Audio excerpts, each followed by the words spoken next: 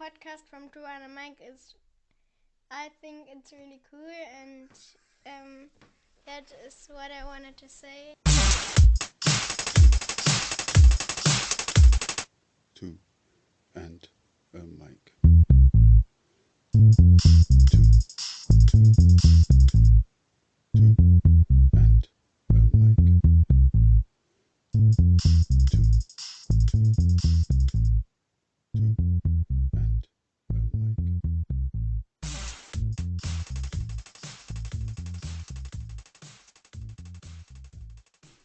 It is often said that, above all, we miss our youth the most. Though this is not a universal case, as I am always mindful of those who could not. For many, growing up in London in peacetime, parents working, we got by. My brothers and I had friends, we had each other, and we had 4 TV channels. On Friday nights we had Blackadder, and then, whose line is it anyway? My older brother discovered these mystical adventures into the world of humour and improvisation, and before long I too was hooked. All 3 of us remember those programmes with fondness and mirth, to this very day. We even sometimes quote the well-worn gags and laugh when a line has been particularly and cunningly used, a line so cunning you could brush your teeth with it. I digress. This episode continues the theme of entertainment, moving on from books to TV with my brother Greg and a representative of sorts for our younger sibling. Thanks, Greg. It was a giggle.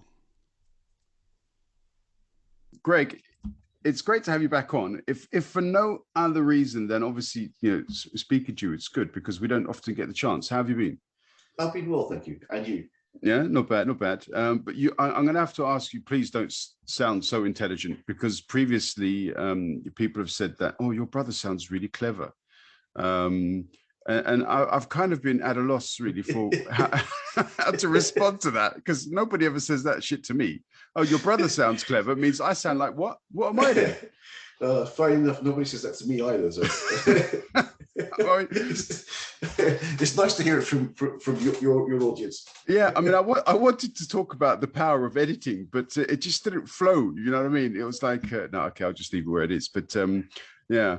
Anyway, I just thought I'd pass on that compliment to you and sort of sidelined criticism of my own lack of whatever. Grey cells and so on. But I'm sure they've said it to you so many times that they've got fed up with it now. Yeah, I don't know. I haven't actually received that level of compliment, but anyway, it's cool. It's good. And we, when we first started doing this, the idea was that there would be 3 of us, being 3 brothers as we are. But one is unfortunately not available. However, we do have a replacement as we right sort of, do you remember? Yeah, and I do. I don't know if you can hear, but let me ask. Hi, replacement younger brother, how are you? Ouch. Oh, that actually hurt. I'll take you that a little further back if I were you. Yeah, okay. Yeah. I'm not sure about, yeah, is this right? Oh shit, there's water coming out the bottom of it. So no change there.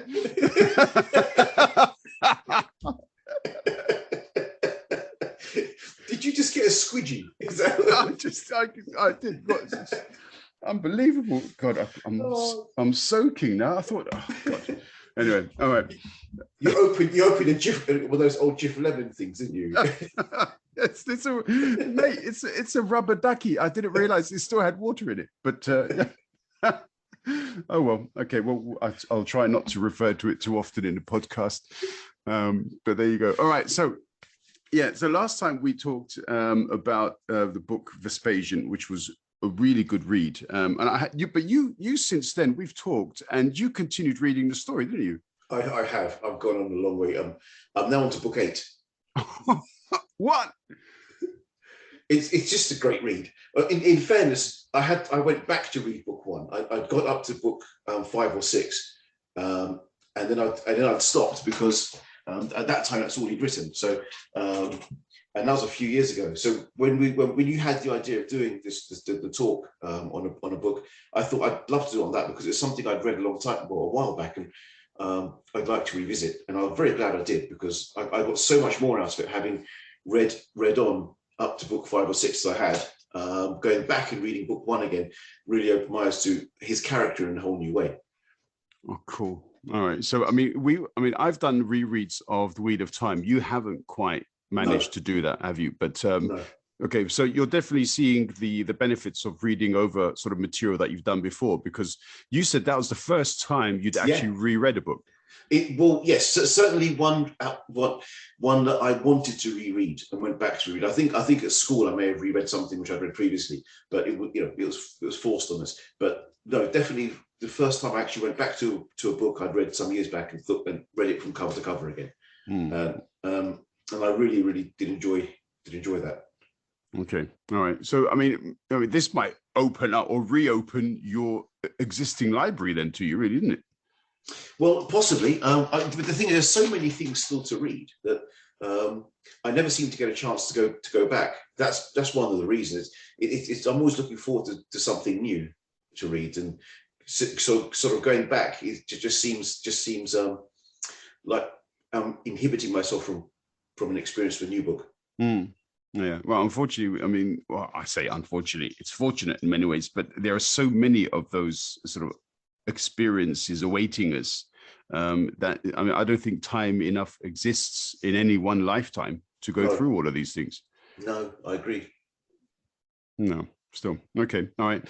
And obviously we talked about doing the second podcast on another book, which was Red Rising, but I guess you haven't got around to it yet, have you? For obvious reasons. I've been busy. No time to read whatsoever. Yeah. Which is understandable. Okay, but we don't have to stick to doing books. Forget the fact that this was theoretically called Book Club, but today we're doing we're going to talk about something a bit different. But is there anything else you want to mention about the books, or maybe when you might eventually get around to doing Red Rising? I will get around to doing Red Rising, because there's one book left in the Vespasian series, and I just want to see what happened, where that leads. Okay. But yeah, books 7 and 8 have been eye-opening. And the thing is, it's all stuff which we kind of have heard about, but the way it's presented and when you're looking at it through Vespasian's eyes, it makes it even more interesting. Okay. All right. I have to say, talking about eye-opening, I'm reading a book. I say reading, it's an audio book, which for me is tantamount to reading, by the way, but other people disagree. But I can still imagine things based upon the narrator's words, almost the same as when I'm reading, and it's amazing. I have to say, this book. It's called Alexandria, so something you can perhaps relate to, being the history buff that you are. So it's based upon partially the story of Alexander the Great, because they're looking for the lost city of Alexandria, and it's a book written by Miranda Richardson, and I came across this first on a BBC podcast because it had just been released then. And more than being a book which is sort of the quest for the lost city, it actually tells us a lot about the East India Company, British policy in India and Afghanistan in the 19th century. When it comes to eye-opening, wow, unbelievable. The writer says that Kabul in 1833 was one of the most tolerant cities in the world. You can imagine what must have happened after 1833. They've come a long way. Yeah, we generally don't know the history of why things have become the way that they are. But if you go back in history and look at some of the events, the protagonists, this concept of good and evil and so on, in the words of a person who worked as a representative of the East India Company, might is right was basically their approach to things. So I think it's a bit like, it's the same as in ancient Rome, isn't it, really? Well, the famous saying about history is it's always written by the winners. So the side that writes up the history gets to make of it what they want. And as far as what happened in the 18th century in India and Africa and all these sorts of places, that was the West. That was our side, or the French or the Dutch, whoever went over there and did what they did. They came back and they wrote their history the way they wanted it. The positive is today, we're as you're reading now, there are people who are prepared to go back and hopefully write the truth. About what really happened. That's what makes that sort of book really a great read. Yeah, no, absolutely. And I mean, reading it's based a lot around the life story of a person called Masson, who was actually a deserter from the East India Company. I can't remember his name as a soldier, but then afterwards he sort of gave himself another name under which he could survive in the area, because he was fanatical about Alexander the Great in history and following in the footsteps. And then all of this detail about the corruption, the barbarism of the East India Company really comes out in the story, and the development and the treachery, and how basically the East India Company essentially tricked Afghanistan, and led them to believe that there was a sort of partnership in the offing, and then just invaded. But some of the horrors that they enacted upon the indigenous people in India and Afghanistan, I wasn't aware. I'll just give you one more piece of information. I wasn't aware that as punishment, they used to tie Indians to a cannon and fire it. So as in they used to tie them to the front of a cannon, and then basically kill them by firing the cannonball through them. And this was quite a popular way of punishing indigenous people at the time. I mean, the horror when I first heard this was, I can't believe it. Is there any historical fact in this book apart? I mean, is the character real? The whole history is real. Oh yeah, no, I see what you mean, but I mean, how real is the character? Did the character really exist, or yes? It's okay. It's not just a story. No. It's a story, but it's completely based on fact. It's based upon his letters and his book that he wrote in his time essentially in Kabul. And based upon all of the correspondence that he had with the East India Company and some of the other people in the area at the time. So he essentially was kind of tricked into being the East India Company's spy in Kabul, and he was the foremost authority of any Westerner in Afghanistan at the time. And it's amazing. So, and he cautioned the East India Company, and he said to them, look, if you want to pursue leadership in Afghanistan, just sign an agreement with them.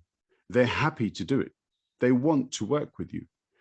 But somebody else intercepted the letter and added his own notes to it, and they believed the other guy, and that led to, well, eventually the story that we see today. Unbelievable, the way that these things develop. Yeah. I mean, if there's no better way to view the future than to look in the past in some ways, because you can learn a lot of lessons as to where things are taking you by the actions that you're doing yourself. Yeah. I mean, and I wondered to myself, I mean, when I was listening to the story sort of play out in my mind, what I thought to myself, what will people say in 100 years' time when they look back to our period? And, will they say, what idiots? what idiots. They had so much by way of opportunity to have, changed the future of humanity with regards to whether that's peace, whether that's regards to climate change, and all of these things which are very much current and almost within our hands. Maybe it's too late in some cases. Yeah. But the future, I suppose historians are going to look back and say, these guys screwed things up royally. Yeah. I think that's been known for a decade or more now, that history will judge us poorly, and our grandchildren, if not our children, are going to suffer for all of the things that we now do. I find it interesting that in the West, so many countries, they really look to get their carbon footprint down to zero, and they're making these predictions that by 2050. But the problem is that all they're actually doing is they're moving production of the things that they want to consume here to other parts of the world, and then bringing it back. They're not actually, the only way you actually really get to reduce your carbon footprint is by you stop consuming the things that are damaging to the environment. That's it, or either that, or you have to have a completely renewable, clean way of getting your energy in order to produce those things. Which doesn't exist, obviously, at the moment. Not at the moment, no. So we have, something has to give, and at the moment, what's giving is the environment, or more likely the future of humanity, because the world will go on existing just fine without us. Yeah. I mean, it has existed for billions of years, and we are but a speck in its story at the moment. Indeed, and we may well remain so if we continue along these lines. Yeah, absolutely. So, yeah. There you go. Okay, all right. All right, we kind of drifted a little bit, of course. Sorry, yes. But there you go. What can you do? It's one of those things. We were actually going to consider slightly more entertaining topics. But yeah, all right. Well, I mean, what we'll do, because we're going to talk about the sort of entertainment that we experienced while growing up, and specifically that was going to be under the current circumstances, Blackadder and then Red Dwarf. But I think maybe we can leave Red Dwarf off, and we can come back to Red Dwarf in a future podcast. Okay, let's do that. Just to say one thing, as you mentioned Red Dwarf, it came to mind that what we said just now, 3 million years into deep space, the mining ship Red Dwarf, humanity's gone, of course, at that point. And the last human beings left alive were on Red Dwarf. One sec, mate. Sorry, I'm getting a call. That's never going to make the cut. Yeah. All right. So mining ship Red Dwarf, 3 million years. Yeah. So 3 million years into deep space, and of course, it's become the arc that we hear so much about in other sci-fi series, and even the potential of taking humans off planet to another planet. So I mean, Red Dwarf gives us some semblance of the things that we're discussing now. And of course, when it was first made in the 1980s, it kind of predated most of the things that we know now. So it's just an interesting aside. I mean, you could say, let's not forget there was Star Trek in the 60s, Battlestar Galactica in the 70s. So it's kind of continued that trend of taking people off planet. But I mean, those programs or those series were quite serious, whereas obviously Red Dwarf was just a comedy, as it were. So a slightly different take on things. Yeah. Okay, let's do Red Dwarf another time. But I'm sure we've got enough things to talk about with Mr. Blackadder. Yes, indeed. Yeah. So I mean, first of all, though, when you started watching Blackadder, my first memory of Blackadder was actually you, because I remember seeing you lying in Mum's room on the bed watching Blackadder on her TV, because obviously Jabba the Hutt was ruling the roost in the living room, and so you were, how can I say it? You just didn't stop laughing. What was it that drew you so much to Blackadder? I'm trying to remember the episode now, but I think every single episode was so well written, and of course at the time I was a teenager, so it probably was aimed at me, and and the writing's so clever. I mean, I'm not saying that people who aren't teenagers can't watch it, because I think it's pretty much for all ages. There's nothing really rude in there. It's just really good-natured fun, and poking fun at history and at mankind, and historical characters who could have done and said some very silly things, which of course happened every single week in Blackadder. I mean, the characters are just so well written, and brilliantly acted, I think. Yeah, I'm going to come to them, because I've made a note of the individuals, because I think that played a big part in the success. It wasn't just well written, it was also very well produced, considering the time. And I imagine the budget. I mean, it can't have been the biggest budget ever, could it? No. But the actors were fantastic. But as I said, we'll come to that. When I first, so you were a teenager, yeah? So how old were you? About 15, 16? I'd have been 16 or 17, or something like that, yes. Yeah, okay. Yeah. So when I sort of stumbled in or barged in and tried to interrupt you, I was about 11 or 12 years old. And so what I remember initially was very dark, odd, frightening. My first scene that I remember of Blackadder was Edmund being in a graveyard. Then there was some very evil-looking people, and there was a witch. And then he with his very, he had this very Guy of Gisborne voice, didn't he? Do you think he based it on some of those older 1930s movies, like Basil Rathbone style? I don't know. I mean, the thing I've heard, I don't know if this is true, but he apparently has a very slight speech impediment, a sort of lisp, which is one of the reasons why some of the things he says sound so funny, and they're only really funny when coming from him. Okay, all right. Him being Rowan Atkinson, of course. Rowan Atkinson, of course. But it's famously some of the things he says. It's not just the way the words are formed. There's also the look in his face. He's got a wonderful face for television. Yeah, brilliant. I mean, lots of people know him from Mr. Bean, or that whatever silly spy movie that he did later on. But for me, I mean, the role that he played as Blackadder was, I mean, as you say, the facial expressions. He never smiled, and yet he delivered these amazing lines, didn't he? Yeah. Some of his lines are fantastic, and the thing is, it's because he's such a dark character at the same time. He's always aiming some nasty quip either at Percy or Baldric. He's not a positive character in many senses of the word. You're not really supposed to like him. He's always scheming. He's always got something on the go. He's always trying to get something over on someone. And of course, these things always fail.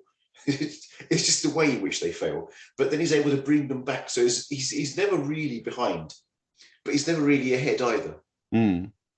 Yeah, but I mean, do you think that was in some ways a moderately accurate reenactment or representation of the court in those days? As in, if you had access to the Queen, as they referred to as Queenie, as in, would you think that they would all have been these scheming bastards, basically? Perhaps so. I mean, ultimately, when you have so much power rested in the hands of one person, as would have been the case with Queenie, everyone else dances to her tune. And the episode where Sir Walter Raleigh comes back, and for the first half of the show, Queen's absolutely in love with him. She can't, she basically can't put him down. And then she realizes that he's actually kind of dull. At this point, Blackadder's obviously gone off for his jaunt around, the round Cape of Good Hope. Cape of Good Hope, or the Dordogne, as he puts it. Yeah, indeed. Yeah. And of course, by the end of it, she's only basically stopped, not executed Briley, because he blubbed on his way to the block. Yeah, of course.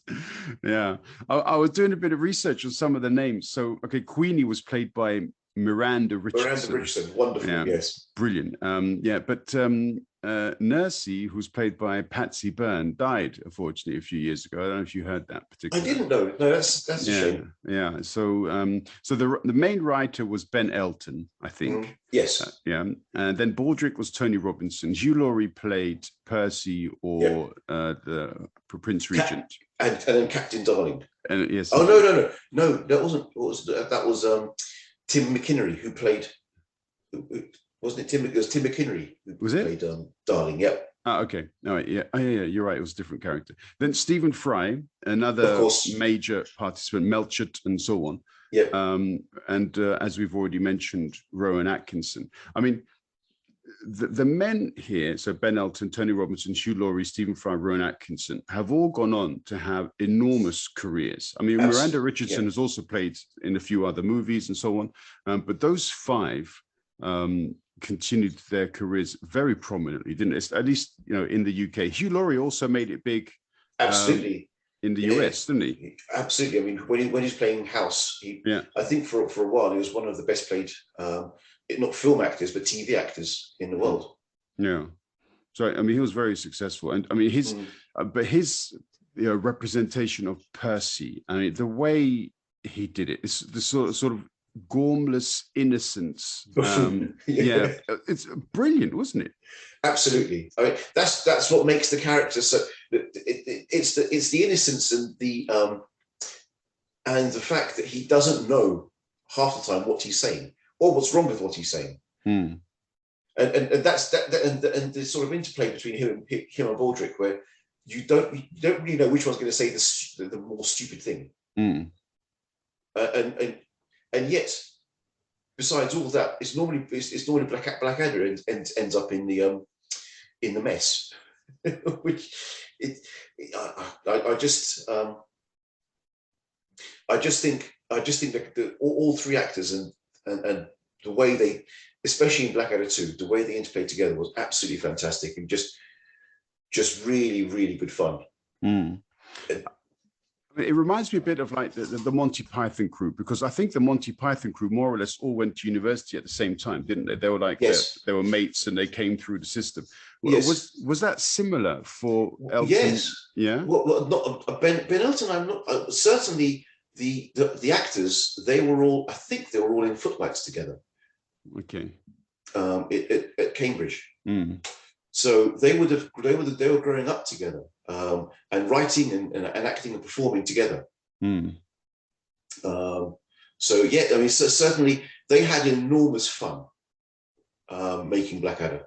Yeah, and their chemistry was great as a result. I mean, if they sort of came through that single generation, they'd worked together for years, and I can only imagine they must have been an absolute giggle to be with. Yes, yeah, it would have been something to be able to be in that role. And just to see the sort of the minds at work while they're writing these scripts would have been fantastic. Yeah, and the delivery. I mean, imagine just doing this sort of the reading session where they have to, prepare themselves for how to do it. I mean, the timing of some of these jests was just ridiculous. So amusing. You mentioned before, like Raleigh, but then there were other historical characters. So I haven't done extensive research, so I just wanted to base it upon what I can remember. George IV, obviously, that was Hugh Laurie's character, Prince Regent. Samuel Johnson, but one of the main characters who I remember, and I think he was only in one episode as well, but the baby-eating Bishop of Bath and Wells. Yes, I think that episode was called Money. And that was the one where Blackadder, no matter whatever he tried to do, he couldn't get enough money. He couldn't get the money to pay back this bishop. He tried selling his house, but whatever he did, he was always dragged back to the palace, and Queenie would have some other way of getting that money back out of him, even down to his halfpenny, which he used for a game of shove halfpenny on the floor. So it wasn't a very happy ending. I mean, was that why? Was that why? Well, then, yeah, go on. He actually did turn it into a happy ending, of course. He had Percy, and Baldrick drugged the bishop, and then he had Percy perform well, we don't know what it was. But he had a very colourful costume on it by the end of the end of the show, and he appears from under the covers.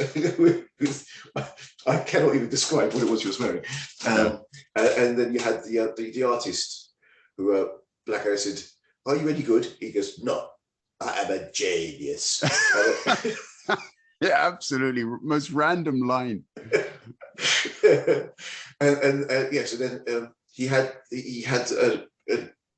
what could only be described as what must have been a very, very interesting piece of art placed before the baby eating bishop, which meant that he forgot all about his debt and paid him handsomely to buy his house back.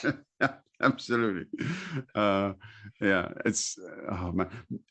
Now that you were speaking about, I also remembered another character, but not necessarily a historical character. But do you remember Bob? Bob, yes, I do remember Bob. She appears in a few episodes actually. She also appears again in Blackadder 4, of course, as the driver. I think it was the one where they have.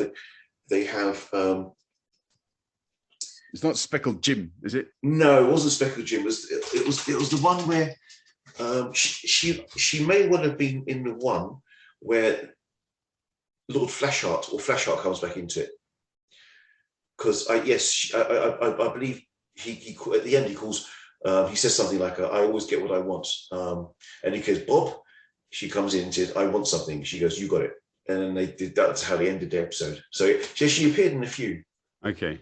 All right. Yeah. But yeah, Bob was, of course, the first time we came across her was in Blackadder 2, where she and Blackadder fell in love when he thought she was a boy. Yes, indeed. And then afterwards, there was a sort of a revelation, but a revelation that only Rowan Atkinson was privy to under the circumstances. Yes. Yeah. Yes. Yes. But then Lord Flashheart was very much privy to it later. when in character. Yeah, I mean, I did a very small amount of research. So, I mean, Hugh Laurie's representation of Prince Regent Sir George IV was great, we found. But there was a slight concern because he was really skinny, whereas Prince Regent was a somewhat chubbier character in real life. But they thought because he was so good, it didn't matter. The representation was just brilliant. Yes. Yeah. I mean, they made reference to him being chubby, of course, in the show. They kept saying, "Who's the fat git that keeps eating all the pie?" Yeah. Okay. Yeah, I'd forgotten about that, but yeah. Okay.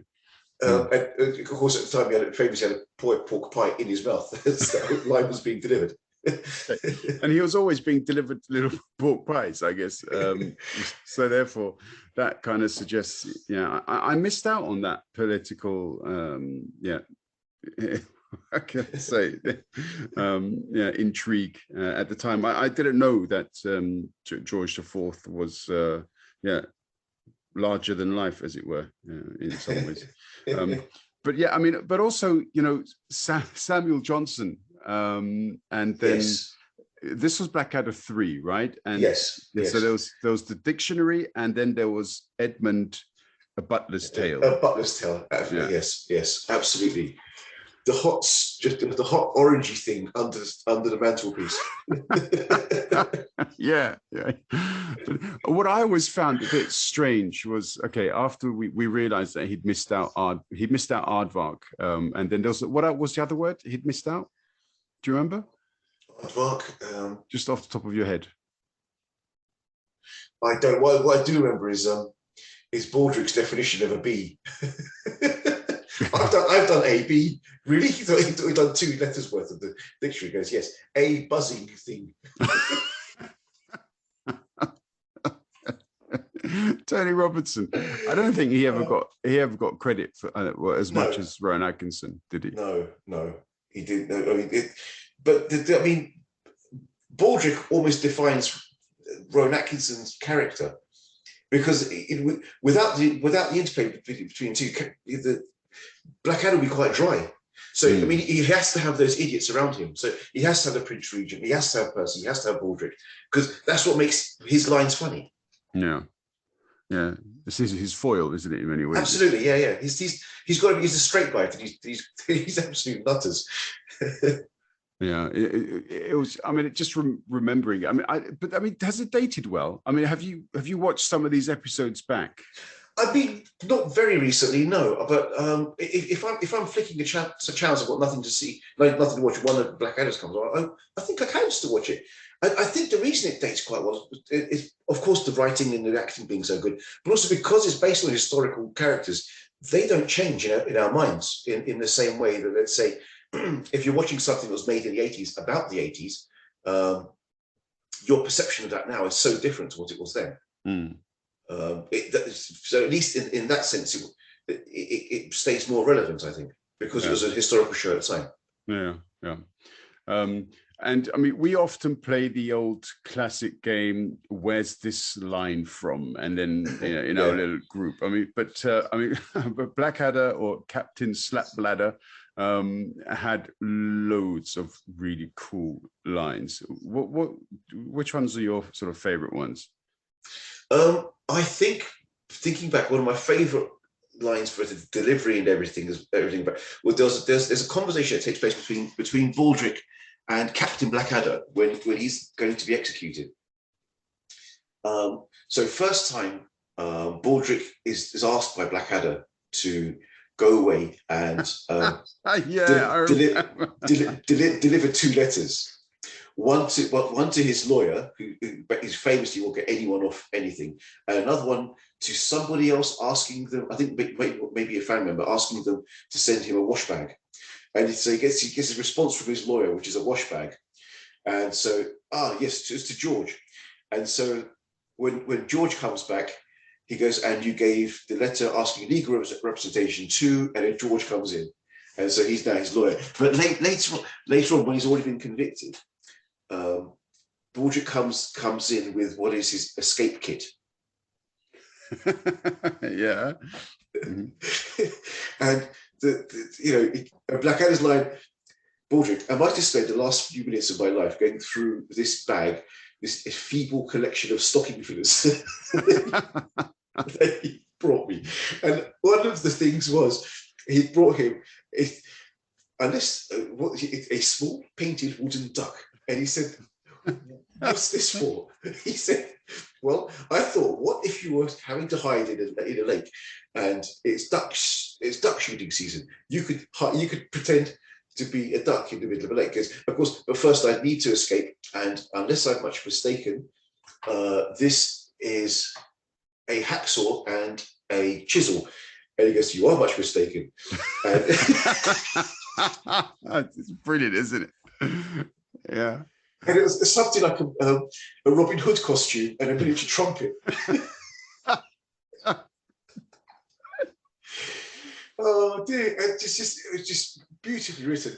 And the line was, Baldric says to him, "Well, what would happen if if you were to arrive in a French peasant's village, and it was a fancy dress costume day, and I brought you something that you could wear, and you might have to entertain a difficult child." And then he said to Baldric, "So what would happen if I arrived in a French peasant's village in a Robin Hood costume and it wasn't a fancy dress day?" He said, well, in that case, you'd be stuffed. You'd be like a man standing in the middle of a lake with a small painted wooden duck on his head. Oh dear. Yeah. Well, we need to get some input from Armin here. What'd you say? Okay, cool. Yeah. Is that the small painted wooden duck? That's basically what it reminded me that, oh shit, there's somebody else here that needs to say something. Another one about, I think it's from the same season. It's when he's pretending to be another person who's about to go on the chopping block, but they've already killed the husband, and then the wife comes. And so basically, Blackadder says to Baldric, "Don't let me stay in here too long. Come and get me." That's right. Yeah, and Yeah, he's at this point he's got the bag on his head. Yeah, and the wife comes in and she's with the Blackadder, and then she says, "Oh, well, let me do this thingy one more time." There's one last thing for you. What wife could do more? And her Baldric comes in and says, "All right, time to go." And no, it's not. It's it's just brilliant. The timing of of just the delivery was I mean, but that you could watch that kind of humor anytime, really. Absolutely, definitely. I mean, in that same episode, there's the lineup as he first takes over as in charge of beheadings or whatever the job is. He turns up to take over, and Mr. Ploppy, Mistress Ploppy, and he goes over to the executioner, and he goes, "And you must be young Ploppy." He goes, lifts his thing up, it's Baldric. He goes, "No, I'm Baldric." He goes, "I can change my name to Ploppy if it makes things easier."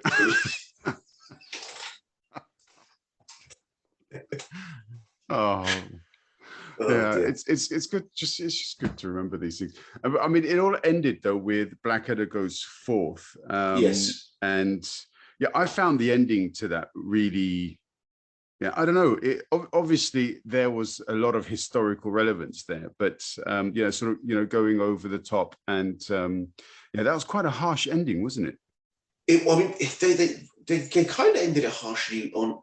Remember the Blackadder 2? They ended harshly with the kidnapping and then the eventual murder of all the characters. How did 3 end? Actually, I'm just trying to think.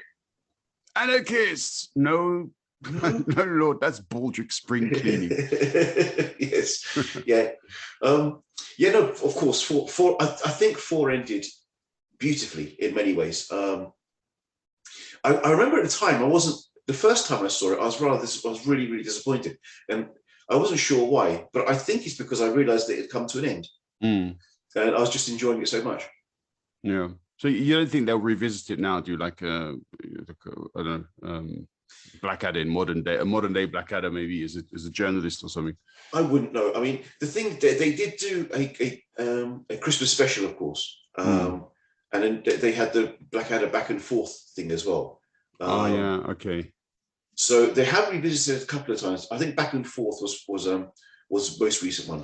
But the good thing about the Christmas special was when, because obviously Blackadder's sort of going through time in Blackadder 1, which we haven't really covered here because it's not as well known as the others, or as popular, I think.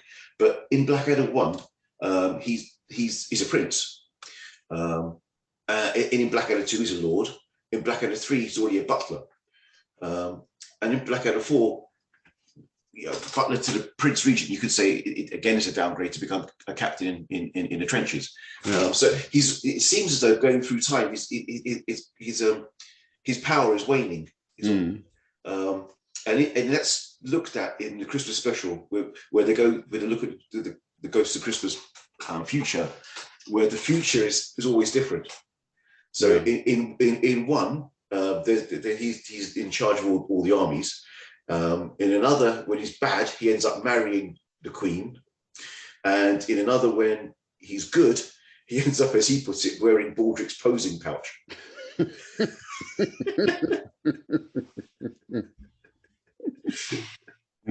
So, I mean, I thought the Christmas special was fantastic.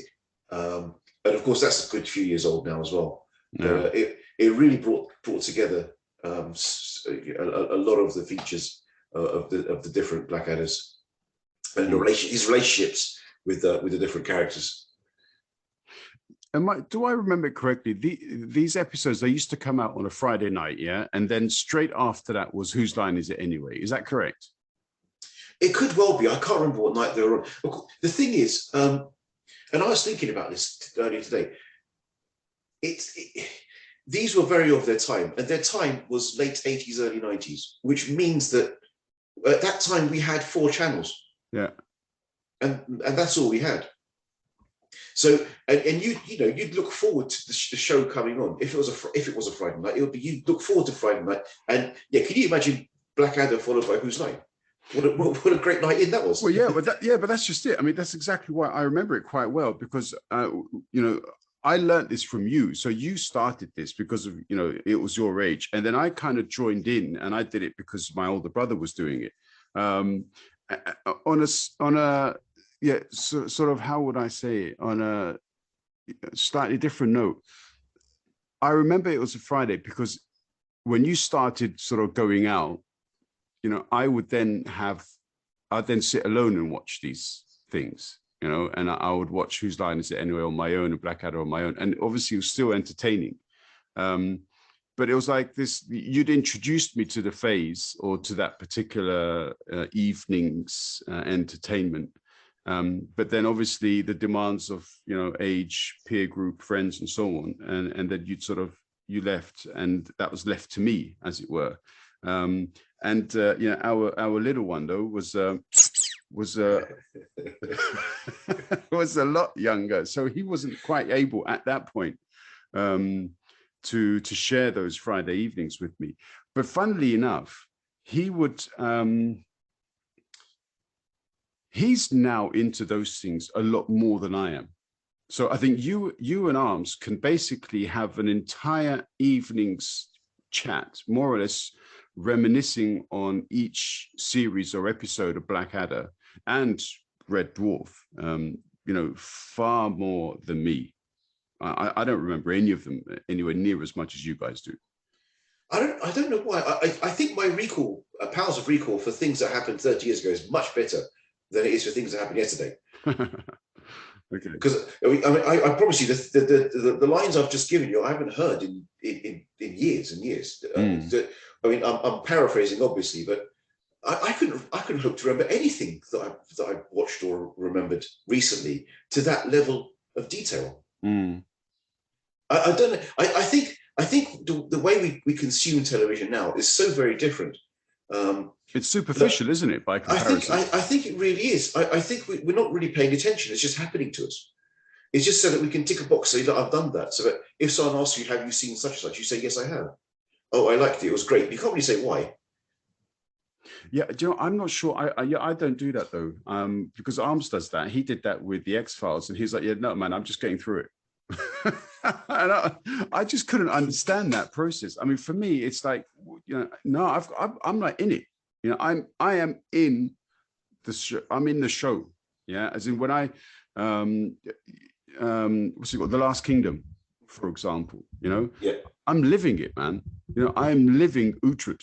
I know that you probably would more than almost anyone. I know because I know how much you love that character and the books. Yeah.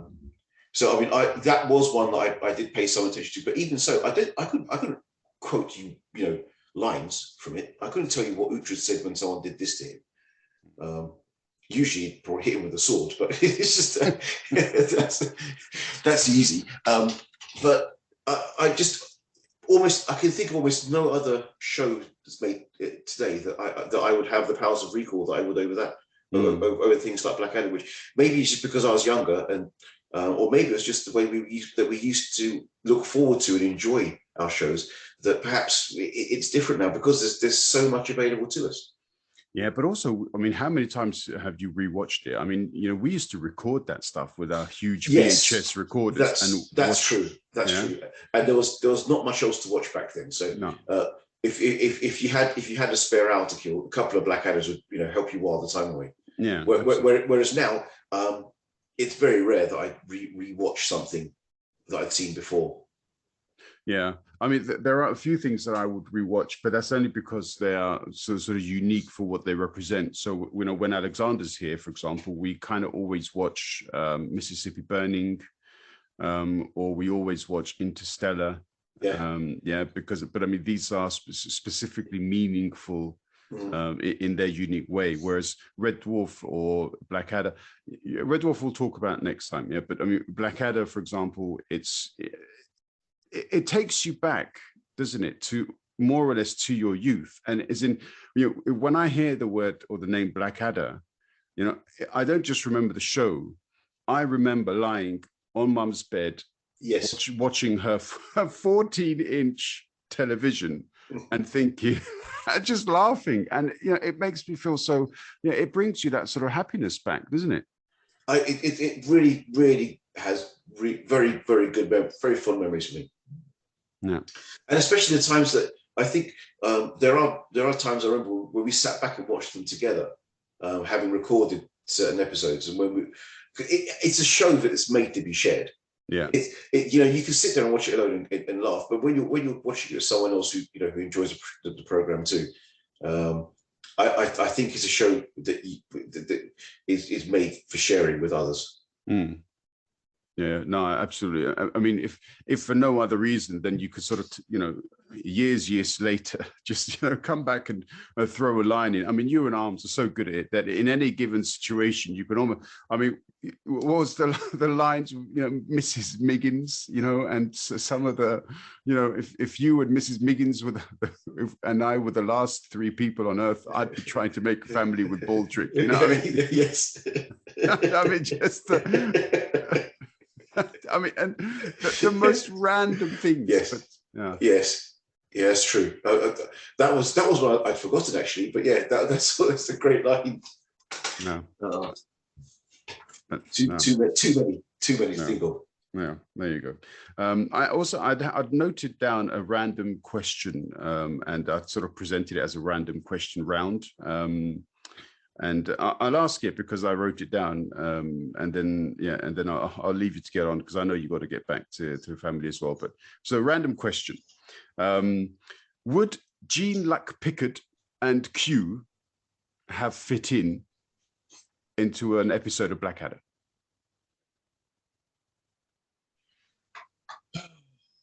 That is a random question.